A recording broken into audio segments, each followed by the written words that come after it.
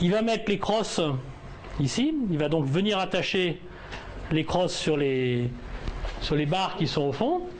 Il va serrer. Quand il a serré, tout est bon, donc on est bien calé. Et bien dans ce cas-là, on remplit de béton jusqu'à venir faire le rattrapage nécessaire qu'on voit ici sous la platine et qui permet donc de faire le rattrapage des différences entre les différentes fondations. Normalement, on met le boulon contre boulon pour régler. Boulon au-dessus. Tu peux mettre boulon en dessous ou boulon au-dessus, ça c'est quand. Ça oui, mais là, dans ce cas-là, il va falloir que tu maintiennes aussi ta barre en bas. Oui, bien sûr. Parce que si tu mets en dessous ou au-dessus, ça va te permettre de faire un réglage ici, mais il va falloir que tu bloques par rapport à ce point-là. Oui, bien sûr.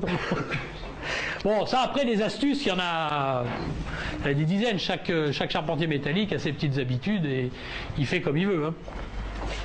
Mais le principe, c'est toujours pareil, on revient aux sources, c'est assurer la liaison verticale descendante et la liaison verticale ascendante. Une fois que ça c'est réglé, j'ai plus de soucis. Bon, voilà, ça c'était sur des tubes.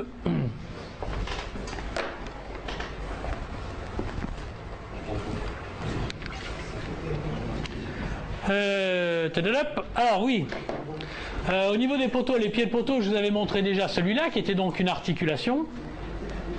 Généralement, quand on a une articulation, on n'a jamais besoin de la faire dans les deux directions. C'est très rare.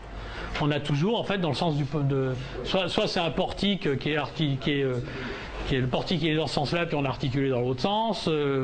Les rotules sont très rares. J'ai une image de rotule. Malheureusement, je ne l'ai pas de près. Ça, c'est sur un stade à Paris, où on a les bracons qui viennent supporter les tribunes de stade, qui, elles, sont montées sur des rotules. Les rotules, c'est quoi? C'est une boule, dans une boîte à boules, et qui est capable, donc, effectivement, d'aller dans tous les sens. Pourquoi? Eh bien, tout simplement parce que les dilatations au niveau du stade ne sont pas les mêmes. Quand il y a une partie qui est à l'ombre, l'autre elle est au soleil, donc il y a une dilatation qui n'est jamais régulière. Donc ces bracons qui sont ici subissent des variations en fonction de la dilatation. Donc ce bracon-là, il a tendance à vouloir se promener dans ce sens-là. Et puis après, on a, quand on marque le but, il y a là-haut là. Et alors là, il y a des sollicitations dynamiques sur le stade qui fait que dans ce cas-là, on bouge dans l'autre sens. Alors là, on a les poutres là-haut qui ont tendance à tourner dans ce sens-là.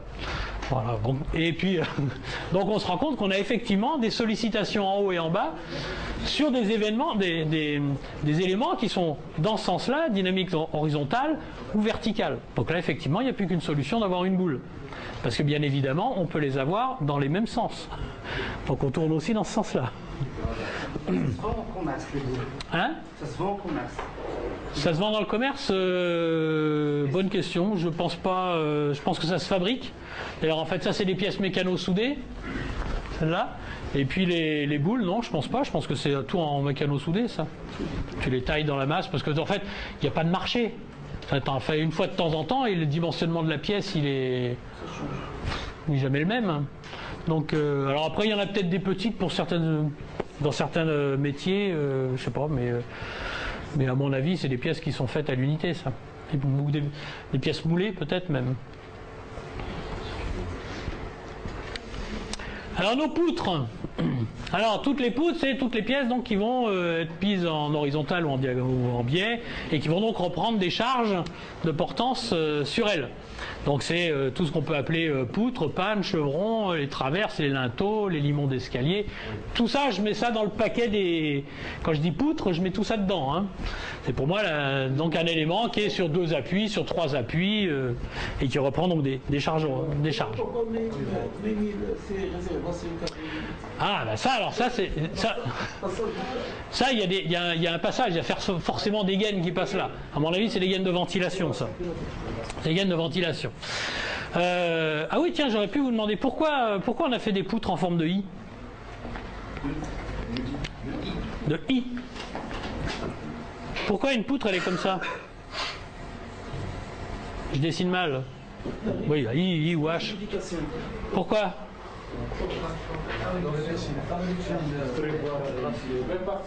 que le moment de l'inertie, on a son bras. Le moment de l'inertie, je l'ai au centre au centre de gravité de la poutre.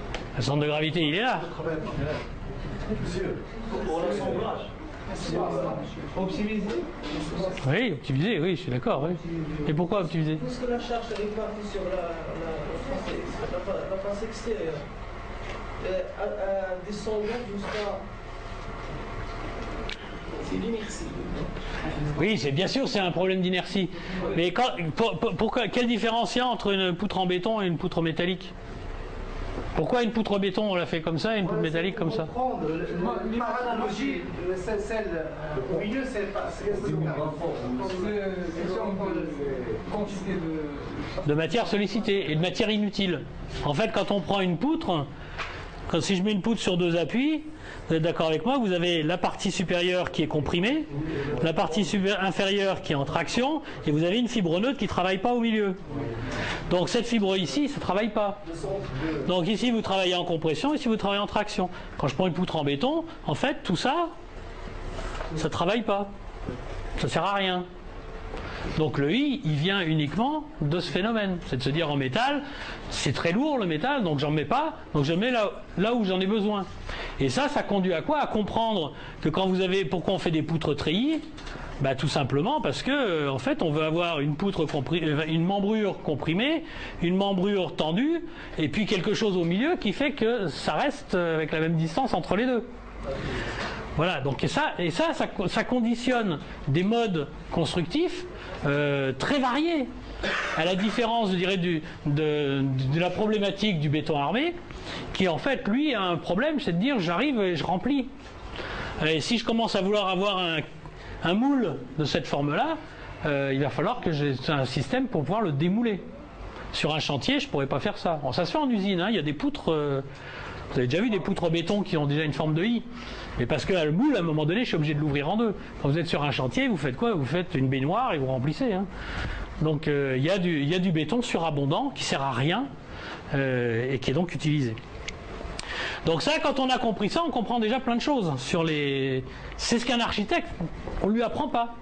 Et il ne peut pas comprendre. C'est ce qui fait que dans l'image que je vous avais montrée la dernière fois, où vous avez ce bâtiment avec les planchers qui sont suspendus, et puis pour suspendre tous les planchers qui sont inférieurs, on utilise la poutre supérieure de dernier étage et la poutre inférieure pour faire une triangulation. Donc en fait une méga poutre de la hauteur d'un étage.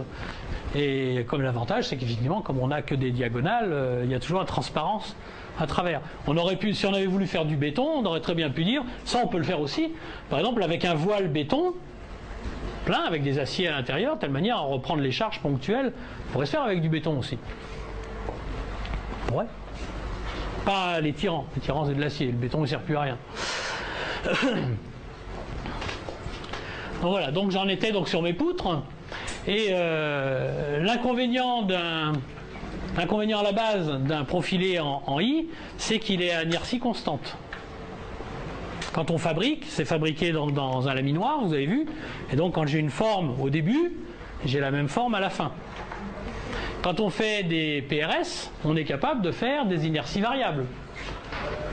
Quand on a des efforts qui transitent dans l'acier, on est capable aussi de rajouter des renforts où on en a besoin. Par exemple ici, on a le principe d'une poutre qui est de cette hauteur-là, plus une deuxième qui est dessous. Alors je ne sais pas comment sont les charges là-dessus, hein, donc je ne vais pas détailler, ça c'est juste une image pour vous montrer. Mais à un moment donné, vous pouvez fabriquer votre élément en fonction de la nécessité du calcul. Et ce qu'un architecte ne sait pas, mais qu'un ingénieur doit savoir absolument, c'est quand vous fabriquez une pièce et sa forme est conditionnée par le calcul, elle est belle. Elle est belle. Une pièce dimensionnée, qui a été faite par le calcul, elle est forcément jolie à l'œil. Donc ça, c'est un truc intéressant. Un architecte, lui, il part, il ne sait pas. Alors il fait n'importe quoi, et puis il y a des trucs, il faut, bon, pas terrible. Prenez un ingénieur, faites le diagramme des forces, et puis vous allez avoir votre poutre, elle va se dessiner, votre poteau, il va se dessiner, tout va se dessiner sans aucun problème. Alors qu'est-ce qu'on a comme type de poutre? On a les poutrelles, celles dont on vient de parler. Les PRS, j'en ai parlé aussi un petit peu, qui peuvent donc permettre d'avoir des inerties variables, comme celle-là par exemple. Alors, pour les encorbellements, c'est bien, pour les porte-à-faux, c'est quand même génial. Et puis vous avez les poutres alvéolaires, qui sont les poutres avec des trous. Alors, ces poutres-là sont très intéressantes à plusieurs titres. non seulement, par exemple, dans le tertiaire, elles permettent d'avoir d'avoir le passage de tous les éléments, ce qui veut dire qu'on n'a pas besoin d'avoir ce qu'on appelle le plénum, c'est-à-dire en fait un espace réservé pour le passage des gaines sous les poutres quand on a du béton. Faire des trous en béton comme dans du béton comme ça va commencer à être un peu compliqué. Hein, pour passer les aciers, ça va être un peu difficile. Donc c'est les trois grandes gammes. Il a un effet, les vides dans le... Comment on fait les vides? On va y venir. Il a un effet sur la résistance. Ah bien sûr, ah oui, évidemment qu'il y a une influence. Mais on va y venir. Alors c'est ici où c'est le dernier jour où j'en parlerai plus en détail. Il y a effectivement une différence. Alors voilà, je vais vous montrer comment on fabrique une poutre alvéolaire. Vous partez en fait d'un profilé classique. Ici il est couché. On a un profil en H qui est couché et on va faire des découpes en demi-cercle, vous voyez, à l'intérieur. Voilà la découpe, elle a été faite à l'oxydrique. Vous les voyez. Et puis après on enlève la partie au milieu. Et donc l'intérêt c'est de prendre après cet élément-là et venir l'amener ici. Et de ressouder. Quand vous avez compris ça, vous avez, alors là, voilà, je les ai décalés et je les ressoude. Donc en fait avec une poutrelle, par exemple une poutrelle de 300, je vais être capable de faire une poutrelle alvéolaire de 450. Donc j'ai augmenté de l'inertie sans avoir acheté du métal en trop. Alors bien sûr après il faut se dire oui mais alors ça a quand même un coût de faire les découpes, de refaire la soudure. Donc les chutes il n'y a pas grand chose. Il y en a un petit peu, je suis d'accord, il y a un petit peu de chute. Mais par rapport aux gains, les chutes sont négligeables. Si j'avais acheté une poutrelle de 450, ça m'aurait coûté beaucoup plus cher qu'une poutre de 300. Donc là, je vais gagner. Mais il y a donc un ratio à un moment donné. Le ratio, il se situe entre 10 et 12 mètres. C'est-à-dire que si j'ai une poutre de 18 mètres, si je fais de l'alvéolaire, je sais que je vais gagner de l'argent. Si j'ai une poutre de 10 mètres, en France, ça ne va pas être rentable. Ici, peut-être plus parce que le soudeur, il coûte moins cher. Mais donc les ratios économiques en France ne sont pas les mêmes au Maroc. Hein, donc tous ces calculs sont un peu à revoir. Donc voilà l'intérêt. Alors hop, j'étais là. Et voilà donc utilisé par exemple en toiture. Ça dans les centres commerciaux, ça marche très bien. 40 mètres de portée. 40 mètres de portée pour faire ce genre de choses. Ça change pas la portée des... Alors en toiture, il n'y a pas. Si tu es en toiture, tu n'as jamais que les charges climatiques à reprendre, donc pas grand chose. Si effectivement tu veux faire un plancher avec une tonne de résistance au mètre carré, tu vas avoir des soucis. Donc on comprend bien sur ce genre de choses que moins j'ai de charge, plus je vais pouvoir faire des trous importants et resserrer. Plus j'ai de charge, plus il va falloir que je diminue le trou et que j'écarte un peu plus les trous, les espacements, de telle manière à avoir quand même un peu de matière au niveau de lame pour éviter d'avoir le voilement. En revanche, si j'ai un appui ponctuel, rien ne m'empêche de ressouder deux voiles, éventuellement de reprendre un rond et de le ressouder pour boucher un trou. Donc on est capable de faire plein de choses. En fait, le calcul et les besoins de matière sollicitée, enfin la matière sollicitée, on est capable de l'identifier à tous les points particuliers de la poutre, de le calculer et éventuellement donc quand on a gagné dans 90% des cas avec ces poutres-là, on a gagné, on a fait une économie, rien n'empêche, alors je dois peut-être avoir des images, je ne sais plus, rien n'empêche d'aller rajouter les petits renforts complémentaires qui feront que ça passera au point particulier. Après soudure, est-ce que c'est toujours homogène? Si c'est pas homogène, c'est que la soudure est mal faite. Une soudure, j'aurais dû le dire, une soudure, c'est comme s'il n'y avait rien. C'est comme si c'était la continuité de matière parfaite. Si c'est pas le cas, c'est que la soudure n'est pas bien faite.